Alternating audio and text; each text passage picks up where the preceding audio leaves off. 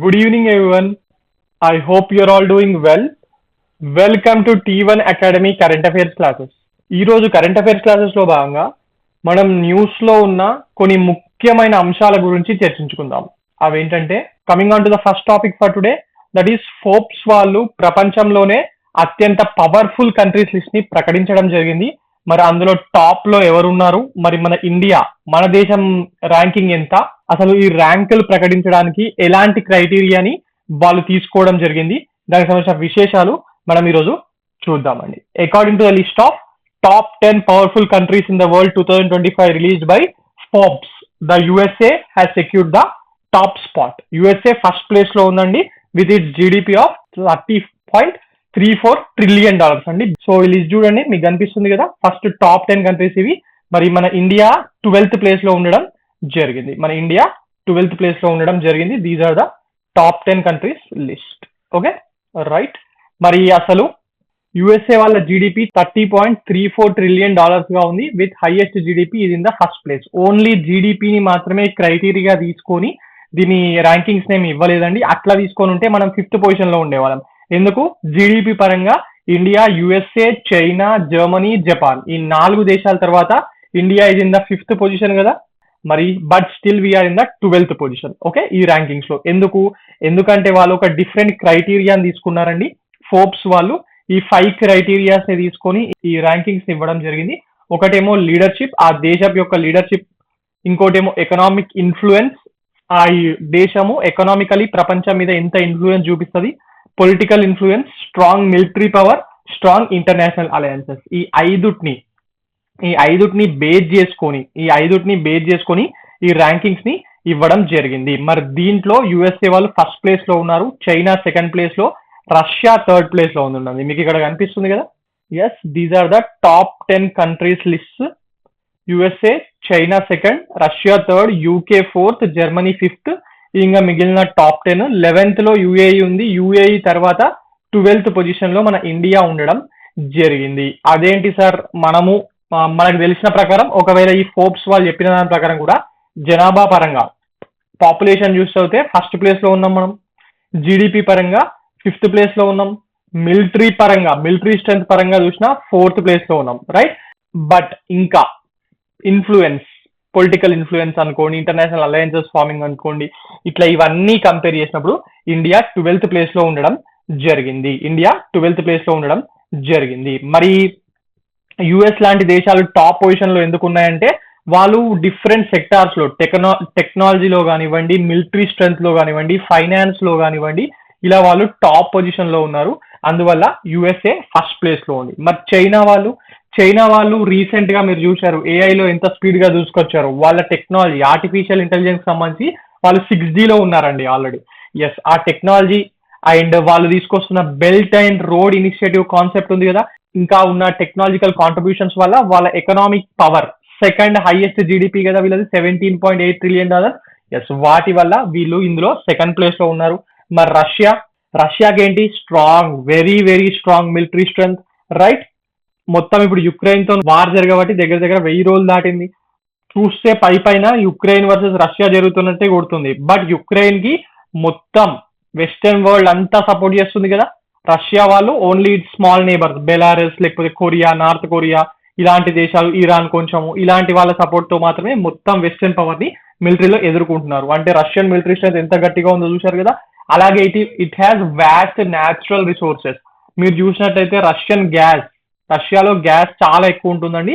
మన ఇండియా కూడా ఎక్స్పోర్ట్ చేస్తున్నారు కదా ఈ మధ్య. ఎస్, ఇవన్నీ అది థర్డ్ ప్లేస్ లోకి రావడం జరిగింది. మరి ఒకప్పుడు యూకే అంటే పెద్ద ప్రపంచాన్ని సాధించింది, సూర్యుడు అస్తమించని బ్రిటిష్ సామ్రాజ్యం అనేవాళ్ళు. మరి now why is it in the 4th place అంటే ఏం చెప్తారు?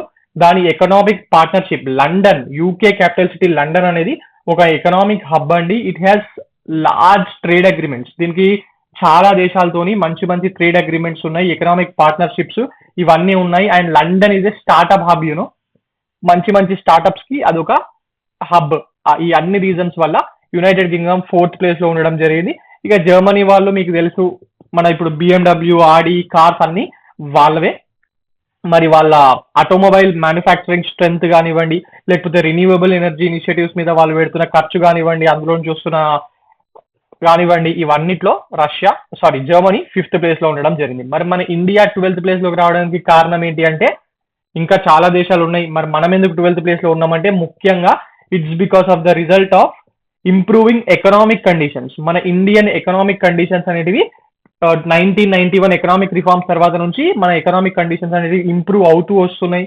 అలాగే స్ట్రాంగ్ ఇంటర్నేషనల్ అలయన్సెస్ లో మనం భాగస్వామ్యంలో ఉన్నాం. ఎగ్జాంపుల్ బ్రిక్స్ లో ఉన్న మెయిన్ 5 కంట్రీస్ లో మనది ఈక్వల్ షేర్ కదా, అందులో ఏ డిసిషన్స్ లోనైనా. ఎస్, మరి అలాంటి గ్రూప్స్ లో, అలాగే G20లో, బ్రిక్స్ లో, G20లో, ఇక ఇంటర్నేషనల్ సోలార్ అలయన్స్ అయితే మనమే స్టార్ట్ చేసాం ఫ్రాన్స్ తో కలిపి. ఇలాంటి అలాగే మన మిలిటరీ స్ట్రెంత్ ప్రపంచంలో 4th పొజిషన్ కదా. ఎస్, వీళ్ళన్నిటి వల్ల ఇండియా 12th పొజిషన్ లోకి రావడం జరిగింది. ఓన్లీ జీడిపి పరంగా చూసుకున్నట్టయితే $4.27 ట్రిలియన్, మనది $4.27 ట్రిలియన్ తోని 5th పొజిషన్ లో ఉందండి. Okay, right. మరి ఇక ఫోర్బ్స్ గురించి మాట్లాడుతున్నాం అప్పటి నుంచి కాబట్టి బేసిక్ థింగ్స్ వెళ్ళాలి కదా ఫోర్బ్స్ కి సంబంధించి. ఫోర్బ్స్ వాళ్ళ హెడ్ క్వార్టర్స్ యుఎస్ఏలోని న్యూ జెర్సీలో ఉంటుందండి. యుఎస్ఏలోని న్యూ జెర్సీలో ఉంది వాళ్ళ హెడ్ క్వార్టర్. మరి it was founded in 1917 basically. Okay, right. ఇంకేమున్నాయి దీనికి సంబంధించిన పాయింట్స్? అన్ని మాట్లాడుకున్నాం కదా, అన్ని స్లైడ్స్ లో ఉన్నాయి. చైనా యొక్క జీడిపి, రష్యా యొక్క జీడిపి చూడండి. ఇక్కడ రష్యా యొక్క జీడిపి మీరు చూసినట్టయితే మనకన్నా తక్కువగా ఉన్నా కూడా వాళ్ళు 3rd ప్లేస్ లో ఉన్నారు. మనకన్నా చాలా, మన దాంట్లో సగమే ఉంది కదా. 2014లో ఇండియాది రష్యాది సిమిలర్ ఉంటుండే అండి జీడిపి, కానీ తర్వాత పుతిన్ యుద్ధాల దిక్కు వెళ్ళడం వల్ల వాళ్ళ జీడిపి పడిపోయింది. అసలు ఎదగడం అనేది పక్కకు పెట్టండి, ఉన్నదానికన్నా తగ్గింది. Okay, right. సో మొత్తంగా ఈ ర్యాంకింగ్స్ 195 కంట్రీస్ లో నుంచి ఈ టాప్ కంట్రీస్ లిస్ట్ ని ఇవ్వడం జరిగింది. Okay, right. So now coming on to the next topic, that is AP regional current affairs. కొన్ని న్యూస్ లో ఉన్నాయి, ఏపీ వాళ్ళకు రాబోయే ఎగ్జామ్ లో చాలా ఇంపార్టెంట్ అవుతాయి. ఇది ఒకసారి చూడండి. కొబ్బరి ఉత్పత్తిలో ఏపీ దేశంలోనే 4వ స్థానంలో ఉందని చెప్పి రీసెంట్ గా లోక్సభలో కేంద్ర వ్యవసాయ శాఖ మంత్రి, that is central agriculture minister ఎవరండి ఇప్పుడు, శివరాజ్ సింగ్ చౌహాన్. ఈయన ఇంతకు ముందు మధ్యప్రదేశ్ కి 3 times చీఫ్ మినిస్టర్ గా చేసి ఉన్నాడు. అలాగే సీఎంస్ కమిటీ అని చెప్పి 2014 తర్వాత మోడీ గారు వచ్చిన తర్వాత ఒక కమిటీ చేశారు కదా అప్పట్లో, దానికి చైర్మన్ గా కూడా ఈయన ఉండేవారు అప్పట్లో. Okay, right. కమింగ్ బ్యాక్, ఇది అసలు ఎందుకు వచ్చింది క్వశ్చన్ అంటే, రీసెంట్ గానే ప్రపంచంలోనే ఈ కొబ్బరి ఉత్పత్తిలో ఇండియా ఫస్ట్ ప్లేస్ లో ఉందండి. ఫస్ట్ ప్లేస్ కి చేరుకుంది రీసెంట్ గానే. మరి కొబ్బరి ఉత్పత్తిలో మనం ఫస్ట్ ప్లేస్ లో ఉన్నాము. మరి ఇండియాలో ఉన్న స్టేట్స్ ఏవి దీనికి ఎక్కువ కాంట్రిబ్యూట్ చేస్తున్నాయని చెప్పి రీసెంట్ గా లోక్సభలో Hindupuram TDP MP B K Parthasarathi గారు క్వశ్చన్ వేశారు. దానికి ఆన్సర్ చెప్తూ శివరాజ్ సింగ్ చౌహాన్ గారు ఈ డీటెయిల్స్ అని చెప్పడం జరిగింది. అందులో ఏం చెప్పారంటే, దేశవ్యాప్తంగా 23.33 lakh hectares ఆఫ్ ల్యాండ్ లో కొబ్బరి తోట వేశారని, అందులో నుంచి మనకు 153.29 lakh మెట్రిక్ టన్స్ దిగుబడి రాబోతుందని చెప్పి ఆయన చెప్పడం జరిగింది. మరి ఈ డేటా అనేది ఏపీ అగ్రికల్చర్, ఇప్పుడు ఏపీ ఎకానమీ ఉంది కదా, అందులో భాగంగా ఈ క్వశ్చన్ మీకు రావచ్చు, ఒక్కసారి చూడండి. ఆంధ్రప్రదేశ్ లో 1.07 lakh hectares లో 11.81 lakhs టన్నులు దిగుమతి వస్తుందంట. ఓకే, మరి టాప్ లో ఏమున్నాయి? కొబ్బరి తోటలు అనగానే మనకి ఏవి గుర్తుకొస్తాయి? జనరల్ గా కేరళ గుర్తుకొస్తుంది కదా. ఎస్, మరి కాకపోతే టాప్ ప్లేస్ లో కర్ణాటక ఉందండి. ఫస్ట్ ప్లేస్ లో కర్ణాటక ఉంది, దాని తర్వాత తమిళనాడు ఉంది, దాని తర్వాత కేరళ ఉంది. కేరళ చిన్న రాష్ట్రం అండి, బేసికలీ ఎక్కువగా ఉన్నా కూడా డెన్సిటీ ఎక్కువ ఉంటుంది మీరు కేరళకి వెళ్తే, బట్ ఏరియా చిన్నది కదా. ఎస్, కర్ణాటకలో కూడా ఈ మైసూర్ కర్ణాటక రీజియన్ ఉంటది కదా, ఆ ఏరియాస్ లో, అలాగే కోస్టల్ కర్ణాటక రీజియన్స్ లో ఈ కొబ్బరి తోటలు అనేది బాగా పెంచుతూ ఉంటారు. మరి తమిళనాడులో కూడా ఈ కోయంబత్తూర్, నీలగిరి పర్వత ప్రాంతాలు ఉంటాయి కదా, అటు సైడ్ ప్లస్ కోస్టల్ ఏరియాస్ లో కూడా బాగా ఉంటాయి. మరి అందువల్ల తమిళనాడు 2nd ప్లేస్ లో ఉంది, కేరళ 3rd ప్లేస్ లో. మరి మన ఆంధ్రప్రదేశ్ లో ఉభయ గోదావరి జిల్లాల్లో మొత్తం ఇవే కదా. ఎస్, సో ఈ లిస్ట్ టాప్ ర్యాంకింగ్స్ లిస్ట్ అనేది చూసుకోండి. ఆంధ్రప్రదేశ్ ఏ పొజిషన్ లో ఉంది మరి ఇదంతా చూసుకోండి ఒకసారి. ఓకే, 2022-23లో ఆంధ్రప్రదేశ్ రాష్ట్రంలో 2,763 కోట్ల విలువైన కొబ్బరి పంట ఉత్పత్తి వచ్చినట్టు కూడా ఆయన చెప్పిండంట. మరి ఈ డేటా కూడా అడగచ్చు. మీరు ఏపీ ఎకనామిక్ సర్వే చూసినట్టయితే చాలా డీటెయిల్డ్ గా ఉందండి, పాయింట్ టు పాయింట్ ప్రతి డేటాని మెన్షన్ చేశారు. సో ఎక్కడికి వెళ్ళినా రావచ్చు. సో ఈ చిన్న చిన్న డేటాస్ కూడా గుర్తుపెట్టుకోవడానికి ప్రయత్నించండి. Right, now coming back to the next topic. ఇదే ఏపీకి సంబంధించి పిఎస్సి చైర్మన్ గా కొత్తగా రామాంజనేయన్ గారిని అసెంబ్లీ స్పీకర్ అయిన అయ్యన పాత్రుడు గారు నియమించడం జరిగింది. మరి ఈ 3 కమిటీస్ ఉన్నాయి కదా, పిఎస్సి కానివ్వండి, లేకపోతే ఎస్టిమేట్స్ కమిటీ కానివ్వండి, లేకపోతే పియూసి కానివ్వండి, ఇవన్నీ ఈ 3 కమిటీలు ఆర్థిక కమిటీలు అండి, ఫైనాన్స్ కమిటీస్. అసెంబ్లీకి సంబంధించి పార్లమెంట్ కూడా ఉంటాయి, అసెంబ్లీకి కూడా ఉంటాయి. ఆ ఫైనాన్స్ కమిటీస్ అక్కడ స్పీకర్ నియమిస్తాడు, లోక్సభ స్పీకర్, ఇక్కడ మన అసెంబ్లీ స్పీకర్ నియమించడం జరుగుతుంది. బేసిక్ గా ఈ పేర్లు ఇంపార్టెంట్, ఎగ్జామ్ లో అడిగితే అడగచ్చు, రీసెంట్ గవర్నమెంట్ కి సంబంధించినవి కాబట్టి. కాకపోతే క్వశ్చన్ ఓన్లీ డైరెక్ట్ గా who is the recently appointed PSC chairman of Andhra Pradesh అని అడగడు. పిఎస్సి పబ్లిక్ అకౌంట్స్ కమిటీ మీద క్వశ్చన్ ఇచ్చి which among the following statements are right or wrong అంటాడు. అందులో 2 స్టేట్మెంట్స్ కాన్సెప్ట్ ఉండగా 3వ స్టేట్మెంట్ కింద ఇట్లా రీసెంట్ గా ఎన్నికైన రామాంజనేయులు ఈ పేర్చే అవకాశం ఎక్కువ ఉంటుందండి. ఓకే, సో మనకు అసలు పిఎస్సి ఏం చేస్తుంది అనేది కూడా తెలియాలి. ఏం చేస్తుంది ఇది PSC? It audits the government finances. మొత్తం మన ఇండియన్ గవర్నమెంట్ యొక్క ఫైనాన్సెస్ ఉంటాయి కదా, ఆ వాటిని ఆడిట్ చేస్తుంది. ఇక్కడ స్టేట్ పిఎస్సి ఇక్కడ చేసుకుంటుంది. Okay, right. అలాగే ఇంకేం చేస్తుంది అంటే, కాగ్వాలు ఆన్యువల్ ఆడిట్ రిపోర్ట్ సమర్పిస్తారు కదా, ఆ వాటిని కూడా ఎగ్జామిన్ చేసే బాధ్యత ఈ పిఎస్సి మీదనే ఉంటదండి. మరి ఇంకా ఫైనాన్షియల్ ఇర్రెగ్యులారిటీస్ ఏమైనా జరుగుతున్నాయా, మిస్మేనేజ్మెంట్ ఏమైనా జరిగిందా, ఇవన్నిటిని కూడా పిఎస్సి వాళ్ళు చూస్తారు. Okay, right. దీనికి అసెంబ్లీలో కానీ పార్లమెంట్ లో కానీ సెలెక్టెడ్ మెంబర్స్, ఆ స్పీకర్ నియమిస్తాడు, ఒక చైర్మన్ ని పెట్టి ఎంతమంది అనేది ఆయన ఇష్టం అండి, ఇంతమంది నియమించాలని ఉండదు. ఓకే, మన ఇది ఫస్ట్ టైం 1919 లో గవర్నమెంట్ ఆఫ్ ఇండియా యాక్ట్ టైంలో ఈ పిఎస్సి అనేది ఇండియాలోకి మొట్టమొదటిసారిగా రావడం జరిగింది. ఓకే, మరి నెక్స్ట్ అంచనాల కమిటీ. మీరు పిఎస్సి గురించి ఇప్పుడు మాట్లాడుకున్నాం. నెక్స్ట్ అంచనాల కమిటీకి చైర్మన్ గా వేగుళ్ల జోగేశ్వరరావు, ఎమ్మెల్యే వేగుళ్ల జోగేశ్వరరావు గారిని నియమించడం జరిగింది. కొందరు ఎమ్మెల్యేలు, కొందరు ఎమ్మెల్సీలు. మరి అసలు ఈ అంచనాల కమిటీ అనేది ఏం చేస్తారు? బేసిక్ గా ఇది ప్రభుత్వ మంత్రిత్వ శాఖలు మరియు వాటి విభాగాల పనితీరు, నిధుల వ్యయం మరియు వినియోగం ఎలా చేస్తున్నారు, ఇవన్నీ పరిశీలించడానికి ఈ కమిటీ అనేది వేస్తారు. ఓకే, అలాగే ఇది గవర్నెన్స్ లో ఎఫిషియన్సీని మరియు మన ఆర్థిక వ్యవస్థలో ఇంకా ఎఫిషియన్సీని పెంచడానికి ప్రత్యామ్నాయ విధానాలు అంటే డిఫరెంట్ పాలసీస్ ని ఇది సూచిస్తూ ఉంటది అంచనాల కమిటీ. ఓకే, పార్లమెంట్స్ లో ఉంటది, అసెంబ్లీలో ఉంటది. ఈ public accounts committee, that is PSC కానివ్వండి, లేకపోతే అంచనాల committee, that is estimates committee కానివ్వండి, మరి ఇవన్నీ కలిపి ఫైనాన్షియల్ కమిటీస్ అని చెప్పి అంటారు. పియూసి 3 కలిపి అంటారు. పియూసి కమిటీ ప్రభుత్వ రంగ సంస్థల కమిటీ, ఇది కూడా important. Okay, committee on public undertakings, ఇది కూడా ఇంపార్టెంట్ కమిటీ అండి, ప్రభుత్వ రంగ సంస్థల కమిటీ. ఇది దేనికోసము ప్రభుత్వ రంగ సంస్థల కమిటీ అంటే బేసిక్ గా ఇది కూడా అంతేనండి. ఆ పిఎస్యులకు సంబంధించిన ఇయర్లీ రిపోర్ట్స్ ఉంటాయి కదా, ఆ వాటిని మరియు పిఎస్యు యొక్క ఖాతాలను పరిశీలించే ఉద్దేశంతో పార్లమెంట్, అసెంబ్లీలో ఇలాంటి కమిటీస్ ని వేస్తా ఉంటారు. Okay, now coming on to the next topic. ISRO unveils advanced feast 2025 software at IIT Hyderabad. General గా అందరు ఏమనుకుంటారు, ఇస్రో అనగానే శాటిలైట్స్ లేకపోతే ఈ లాంచెస్ ఇవి మాత్రమే చేస్తూ ఉంటది అని చెప్పి అనుకుంటారు. బట్ ఇస్రో వాళ్ళు అలా మాత్రమే కాకుండా వాళ్ళ దగ్గర ఉన్న నాలెడ్జ్ తోని సాఫ్ట్వేర్ ని కూడా డెవలప్ చేస్తున్నారండి, డిఫరెంట్ ఇండస్ట్రీస్ ని హెల్ప్ చేయడానికి. అందులో అలాంటి ఒక సాఫ్ట్వేరే ఈ ఫీస్ట్. ఇదేదో కొత్తగా చేసింది కాదు, ఇది ఇప్పుడు మళ్ళీ లేటెస్ట్ ఎడిషన్. అంతే, చాలా సంవత్సరాల నుంచి ఉంది, దీని మీద క్వశ్చన్స్ కూడా చాలా సార్లు వచ్చినాయి.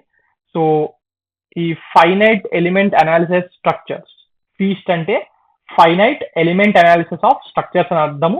మరి రీసెంట్ గా దీన్ని ఐఐటి హైదరాబాద్ లో రీసెంట్ గా మళ్ళీ న్యూ ఎడిషన్ ని వీళ్ళు లాంచ్ చేయడం జరిగింది. ఓకే, లేటెస్ట్ వర్షన్ ని. ఫస్ట్ దీన్ని డెవలప్ చేసింది విక్రమ్ సారాభాయ్ స్పేస్ సెంటర్. విక్రమ్ సారాభాయ్ గారి మీద మొన్న టీఎస్పీఎస్సీ గ్రూప్ లో క్వశ్చన్ వచ్చింది కదా, ఆయనకు పద్మభూషణ్ ఎప్పుడు ఇచ్చారు, లేకపోతే ఆయనకు పద్మవిభూషణ్ వచ్చింది, ఇలాంటి దాని మీద వచ్చింది.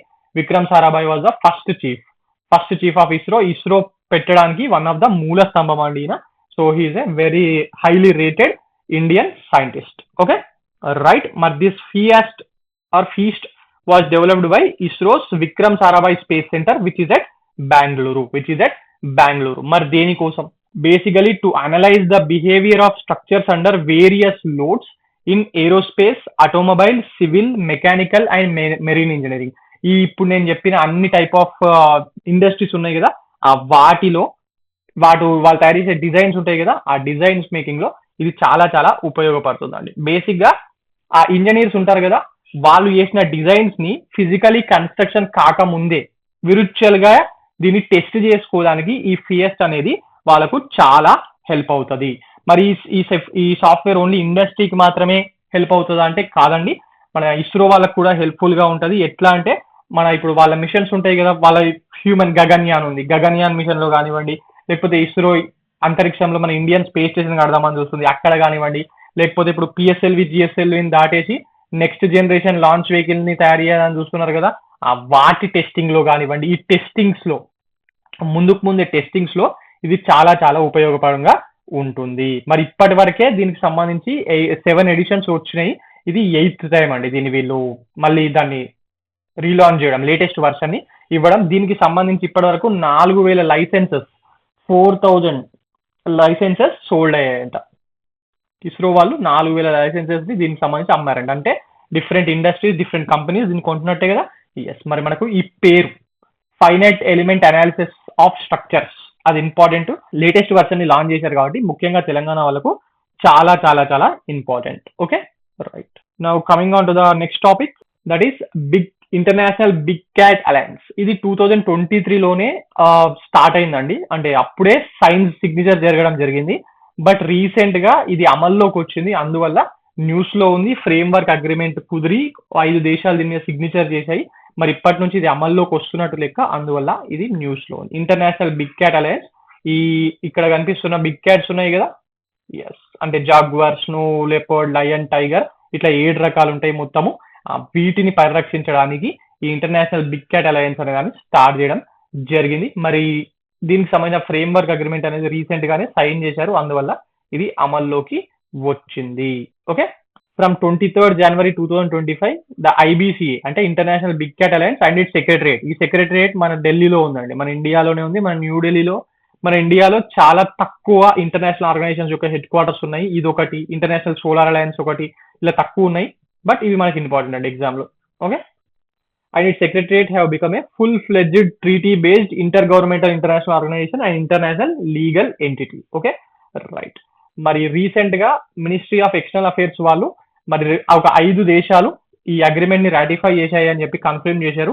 అవి ఏంటి అనే దాని మీద మనకు ఎగ్జామ్ లో క్వశ్చన్ వస్తుంది. మన ఇండియా ఒకటి, మన ఇండియా కాకుండా నికరాగువా, ఎస్వాతిని, సోమాలియా, లైబేరియా. ఓకే, ఈ 5 దేశాలు ఈ అగ్రిమెంట్ ని రాటిఫై చేయడం జరిగింది. ఈ 5 దేశాల పేర్లు ఇంపార్టెంట్. Okay, right. మరి దీన్ని అగ్రిమెంట్ ని రాటిఫై చేయడం వల్ల ఇవన్నీ ఐబిసిఏలో ఫార్మల్ గా మెంబర్స్ గా జాయిన్ కావడం జరిగింది. ఓకే, మరి ఇప్పటి వరకు ఆల్రెడీ ఒక 27 కంట్రీస్ ఐబిసిఏలో జాయిన్ అవుతామని చెప్పాయి, కానీ అవి ఇంకా రాటిఫై చేయలేదు. అవి కాకుండా ఇంకా ఈ బిగ్ క్యాట్ అలయన్స్ లాగా నేచర్ ని ప్రొటెక్ట్ చేసేవి, లేకపోతే వైల్డ్ లైఫ్ ని ప్రొటెక్ట్ చేసే ఆర్గనైజేషన్స్ ఉంటాయి కదా, అవి కూడా గ్రౌండ్ లెవెల్లో వైల్డ్ లైఫ్ కన్జర్వేషన్ కోసము పాటుపడుతూ ఐబిసిఏతో పాటు కలిసి పనిచేస్తున్నాయి. Okay, right. మరి అప్పటి నుంచి ఐబిసిఏ అంటున్నాము. మరి ఐబిసిఏ అంటే ఏంటో తెలియాలి కదా, ఇది బేసిక్ స్టాట్ కదా. ఎస్, సో ఐబిసిఏ దీన్ని 2023లో మన ప్రైమ్ మినిస్టర్, ఇందాక చెప్పాను కదా 2023లో లాంచ్ అయిందని చెప్పి, ఎస్, అప్పుడే లాంచ్ చేయడం జరిగింది during the event commemorating 50 years of project tiger. Project tiger ని 1973లో తీసుకొచ్చారు కదా, మరి అది 50 ఏళ్ళు అయిన సందర్భంగా project tiger is for protection of tigers కదా, welfare of tigers and protection of tigers. Yes, మరి 50 ఏళ్ళు అయిన సందర్భంగా ఈ ఐబిసిఏని అప్పట్లో ప్రైమ్ మినిస్టర్ నరేంద్ర మోడీ గారు లాంచ్ చేయడం జరిగింది. Okay, right. మరి తర్వాత 2024 29 ఫిబ్రవరిలో దీని హెడ్ క్వార్టర్స్ ని ఇండియాలో న్యూఢిల్లీలో పెడుతున్నట్టు మన యూనియన్ క్యాబినెట్ అప్రూవల్ ఇచ్చింది. సో బేసిక్ గా ఈ ఐబిసిఏ యొక్క ఎయిమ్ ఏంటి ఇక్కడ చూడండి. It was launched with the aim of conservation of 7 big cats. ఈ బిగ్ క్యాట్స్ పేర్లు గుర్తుండాలండి. టైగర్, లయన్, లెపర్డ్, చీతా, ఇవందరికీ గుర్తుంటాయి. కొందరికి జాగ్వర్ కూడా తెలుస్తుంది. అందరికీ ప్యూమా తెలుస్తుంది, కానీ ప్యూమా చెప్పుల కంపెనీ షోరూమ్ అనుకుంటారు. But Puma is also a big cat అండి. Okay, right. మీకు ఆ ఫోటోలో స్టార్టింగ్ లో ఉంది కదా ప్యూమా ఏంటనేది. Yes, you can see it here. Yes, this is Puma అండి. Okay, right. Puma or puma ఎట్లా అనుకుని నడుస్తుంది, రైట్. సో మరి దీనికి నోడల్ ఆర్గనైజేషన్స్ ఉంటాయి కదా, అంటే గవర్నమెంట్ ఆఫ్ ఇండియా వాళ్ళు పెట్టించారు అంటే దాన్ని నడపడానికి ఒక డిపార్ట్మెంట్, దానికి సంబంధించిన నోడల్ మినిస్ట్రీ ఇవన్నీ ఉండాలి కదా. ఎస్, మరి నేషనల్ టైగర్ కన్జర్వేషన్ అథారిటీ, దీని మీద కూడా క్వశ్చన్స్ వస్తాయి. నేషనల్ టైగర్ కన్జర్వేషన్ అథారిటీ ఇది ఎంఓఈ ఎఫ్సిసి కింద పనిచేస్తుంది, అంటే ministry of environment, forest and climate change కింద. ఎస్, ఇది దీనికి nodal agency or nodal organisation గా బాధ్యతలు నిర్వహించడం జరుగుతుంది. ఐబిసిఐ ఇంపార్టెంట్ అండి. Okay, right. Coming on to the next topic, that is India's first white tiger breeding centre approved in MP. ఇండియాలో మొట్టమొదటి వైట్ టైగర్స్ కోసం బ్రీడింగ్ సెంటర్స్ పెడుతున్నారు.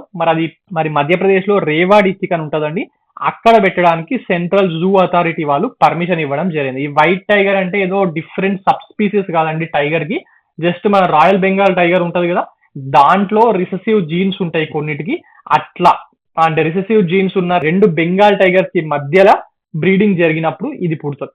ఓకే, సో మరి రీసెంట్ గా central zoo authority has approved a proposal to set up a white tiger breeding centre in Madhya Pradesh Rewa district. ఈ ఒక్క point మనకు చాలండి. This point is very important. అంటే వేరే మనకి ఎగ్జామ్ లో అంత డెప్త్ గా ఏం అడగరు, బెంగాల్ టైగర్ లేకపోతే బ్రీడింగ్ ఇది ఎంత ఏం అడగరు. మనకి ఏం అడుగుతారంటే రీసెంట్ గా central zoo authority has approved a proposal to set up a white tiger breeding centre in Madhya Pradesh Rewa district అనేది మనకి ఎగ్జామ్ లో ఇంపార్టెంట్ అవుతుంది. ఓకే, అట్లనే ఇది ఒక సపరేట్ సబ్ స్పీసీస్ కాదు, రాయల్ బెంగాల్ టైగర్ కి సంబంధించిందే, అది వైట్ కలర్ రేర్ ఫామ్ లో ఉండే బెంగాల్ టైగర్ ఇది అని చెప్పి మనకు తెలిస్తే చాలు. Okay, right. Coming on to the next topic, Japan successfully launched a navigation satellite Michibiki 6 అనే న్యూ ఫ్లాగ్షిప్ రాకెట్. వీళ్ళు ఇప్పటి వరకు వాడుతున్న రాకెట్స్ ప్లేస్ లో ఒక కొత్త రాకెట్ ని తయారు చేశారండి, H3. కొత్త టైప్ ఆఫ్ రాకెట్, ఎక్కువ లోడ్ ని తీసుకెళ్తుంది. H3 రాకెట్ ని తయారు చేయడం జరిగింది. మరి జపాన్ స్పేస్ ఏజెన్సీని జాక్సా అంటారు కదా, ఎస్, వాళ్ళ new flagship rocket H3 rocket ని యూజ్ చేసి ఒక navigation satellite, that is Michibiki 6 satellite ని స్పేస్ లోకి పంపించడం జరిగింది. నావిగేషన్ శాటిలైట్స్ దేనికోసము, మనం ఆల్రెడీ మొన్న క్లాస్ లో చెప్పుకున్నాం కదా, జిపిఎస్ కి ఇట్లా ఇవన్నీ మనకు నడవడానికి నావిగేషన్ శాటిలైట్స్ అవసరం అని చెప్పి. ఎస్, మరి మన ఇండియా కూడా మొన్న పంపించింది కదా, రైట్. మరి అది మొన్ననే కొంచెం ప్రాబ్లం వచ్చిందండి, థర్స్ట్ ప్రాబ్లమ్ ఉండింది ఇంజన్ పైకి వెళ్ళిన తర్వాత, సో అది అనుకున్న ప్లేస్ లోకి దాన్ని తీసుకెళ్ళలేకపోయారు. Okay, right. Coming back to the topic, ఇవి నావిగేషన్ శాటిలైట్స్ ఇప్పుడు ఇవన్నీ ఎందుకు ఉపయోగపడతాయి అంటే మోర్ ప్రిసైజ్ లొకేషన్. మనం ఇప్పుడు ఫోన్ లో జీపీఎస్ వాడతాం కదా, ఎగ్జాక్ట్ గా చూపి, అప్పుడప్పుడు తప్పు చూపిస్తుంది, మన పేపర్లలో వస్తుంది. జీపీఎస్ చూసుకుంటా పోయి చెర్లవాడి మునిగిపోయారు కార్ల బండోళ్ళు అని చెప్పి వస్తుంది కదా, ఎందుకు, ఆ శాటిలైట్స్ కరెక్ట్ ఎగ్జాక్ట్ గా చూపించకపోవడం వల్ల. ఓకే, మరి అలాంటివి తగ్గించడానికి జపాన్ వాళ్ళు వాళ్ళ దేశానికి సంబంధించి ఇట్లా మిషిబిషి 6 అనే కొత్త శాటిలైట్ ని పంపించడం జరిగింది. మరి ఎక్కడి నుంచి పంపించారు, మనం ఎట్లా శ్రీహరికోట నుంచి పంపిస్తామో వాళ్ళకు కూడా ఒక లాంచింగ్ స్టేషన్ ఉంది, దట్ ఈస్ తానేగాషిమా స్పేస్ సెంటర్. ఇది ఎందుకు చెప్తున్నానంటే లాస్ట్ టైం ఒక ఎగ్జామ్ లో 4 స్పేస్ సెంటర్ల పేర్లు ఇచ్చి ఇది ఏ దేశానికి సంబంధించిన అని చెప్పి అడిగిండు. ఆ ఫ్రెంచ్ గయానాలో ఒకటి ఉంటుంది కదా, యూరోపియన్ స్పేస్ వాళ్ళది, దాని గురించి. నాసా వాళ్ళది ఫ్లోరిడాలో ఒకటి ఉంటుంది, వాళ్ళది. చైనా వాళ్ళది కూడా ఏదో ఏరియాలు ఉంటుంది అక్కడ, అదొకటి అడిగిండు. ఇదొకటి అడిగిండు, మన ఇండియాది ఒకటి అడిగిండు. సో ఇట్లా కూడా అడగచ్చండి, రైట్. సో ఇవి బేసిక్ గా తెలిసి ఉంటే మన న్యూస్ పేపర్లో వచ్చినప్పుడు ఇలాంటివి రాసి పెట్టుకోండి. Okay, right. మరి జపాన్ కి ఇది already QZSS or quasi zenith satellite system అని చెప్పి ఉందండి. చైనా వాళ్ళకు బైడో అని ఉంది, మరి యుఎస్ వాళ్ళకు జిపిఎస్ అని ఉంది, మన ఇండియన్స్ కి నావిక్ అని ఉంది, రైట్. మరి ఇంతకు ముందు వరకు ఈ జాక్సా ఏంటంటే రీజనల్ నావిగేషన్ సిస్టమ్ ఉంటుండే. మన ఇండియాది ఎట్లా నావిక్ రీజనల్ మాత్రమే కదా, అంటే ఇండియా చుట్టుపక్కల 1500 కిలోమీటర్స్ వరకే చూపిస్తుంది కదా, అట్లా జాక్సా వాళ్ళది కూడా ఈ QZSS రీజనల్ నావిగేషన్ సిస్టమ్ ఏనండి. 2018 లో ఉన్నారు, బట్ దీన్ని ఇంకా ఎక్స్పాండ్ చేయాలనే ఉద్దేశంతో ఈ కొత్తగా ఇప్పటి వరకు 4 శాటిలైట్ నుంచి పంపిస్తే కొత్తగా మిషిబికి 6 అనే దాన్ని, దట్ ఈస్ ఫిఫ్త్ శాటిలైట్ ని వాళ్ళు స్పేస్ లోకి పంపించడం జరిగింది. బేసికలీ మనకి ఎగ్జామ్ లో మిషిబికి 6 satellite is related to which country అనో, లేకపోతే దేనికి సంబంధించిన శాటిలైట్ అనో వీటి మీద క్వశ్చన్ వస్తుందండి. ఓకే, అలాగే నేను ఇప్పుడు చెప్పిన తానేగాషిమా స్పేస్ సెంటర్, ఈ స్పేస్ సెంటర్ల పేర్లు కూడా గుర్తుపెట్టుకోండి, లాంచింగ్ స్టేషన్స్ వేరే దేశాలే కూడా ఇంపార్టెంట్ అండి మనకు. ఓకే, నెక్స్ట్ కొన్ని ఎంసీక్యూస్ ఉన్నాయి, చూద్దాం. With reference to wetlands consider the following statements. First statement ఏంటి, wetlands are regions covered by water either perennially or seasonally including marshes and lakes. మొన్న చెప్పుకున్నాం కదా, ఈ లేక్స్, మార్షెస్ అన్నిటిని వెట్లాండ్స్ ద్వారా కవర్ అవుతాయని చెప్పి. సో ఇవన్నీ వెట్లాండ్స్ యొక్క ఎగ్జాంపుల్స్ అని చెప్పాను కదా. ఎస్, మరి wetlands are the regions covered by water తోనే కవర్ అవుతాయి, రైట్.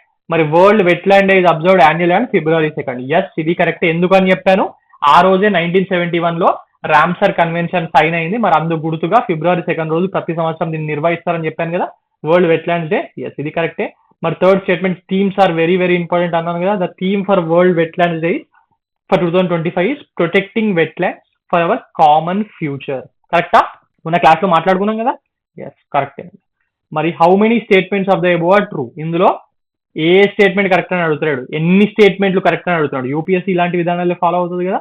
ఎస్ మరి ఆప్షన్ ఏంటి? మరి రేపు పొద్దున మన టీఎస్పీఎస్సీ ఏబిపిఎస్సీలో కూడా ఇవి రావచ్చు. ఏబిపిఎస్సీలో ఆల్రెడీ వాడుతున్నారు, టీఎస్పీఎస్సీలో కూడా అక్కడక్కడ తగులుతున్నాయి. బట్ దీన్ని రాబోయే ఎగ్జామ్ ప్యాటర్న్స్ చేంజ్ చేస్తామన్నాడు కదా మన బుర్ర వెంకటేశం గౌడ్ గారు.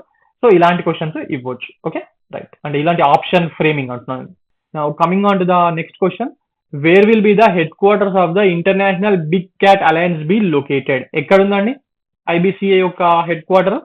ఇండియాలోనా, నికరాగోలోనా, లైబీరియాలోనా, ఇస్వతినీలోనా? ఇవన్నీ రీసెంట్ గానే అప్రూవ్ చేసాయి కదా, రాటిఫై చేసాయి కదా అగ్రిమెంట్ ని. మరి ఎక్కడుంది? మన ఇండియాలోని న్యూఢిల్లీలో ఉండడం జరిగింది. Okay right.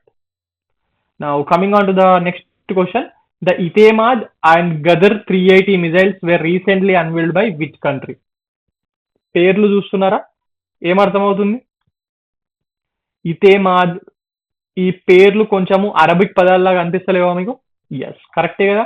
మరి ఇక్కడ అరబిక్ ఆర్ పర్షియన్ కంట్రీ ఏది ఉంది? రష్యా, చైనా, నార్త్ కొరియానా? కావు కదా. సో ఆన్సర్ ఇస్ ఇరాన్ అండి. రీసెంట్ గానే ఇరాన్ వాళ్ళు ఎతిమాద్ అండ్ గద్ర్ 380 మిసైల్స్ ని రీసెంట్ గా వాళ్ళు మేము ఇట్లా తయారు చేసామని చెప్పి చూపించడం జరిగింది. Okay launch. Now coming on to the next question, where is the 13th edition of the Ekuverin exercise conducted in 2025? ఇది ఆల్రెడీ క్లాస్ లో డిస్కస్ చేసి ఉన్నారు, మా వీడియోస్ లో ఉంది చూడండి. మరి దీని యొక్క 13th ఎడిషన్ 2025 లో ఎక్కడ కండక్ట్ చేశారు? ఫస్ట్ ఏకువీరన్ ఎవరెవరి మధ్య జరుగుతుంది గుర్తుందా? క్లాస్ లో ఆల్రెడీ విన్నారు కదా, నాకు కమెంట్ సెక్షన్ లో చెప్పండి. Okay right. ఉత్తరాఖండ్ ఎక్కడ జరిగింది? ఇది ఉత్తరాఖండ్ లోనా, మాల్దీవ్స్ లోనా, గోవాలోనా, ఢిల్లీలోనా? ఎక్కడ జరిగింది? మాల్దీవ్స్ లో దీన్ని నిర్వహించడం జరిగింది. Okay so answer is Maldives. So ఇదండి ఈరోజు current affairs. For more current affairs like this, do visit T1 Academy and also do subscribe our channel T1 Academy. Thank you.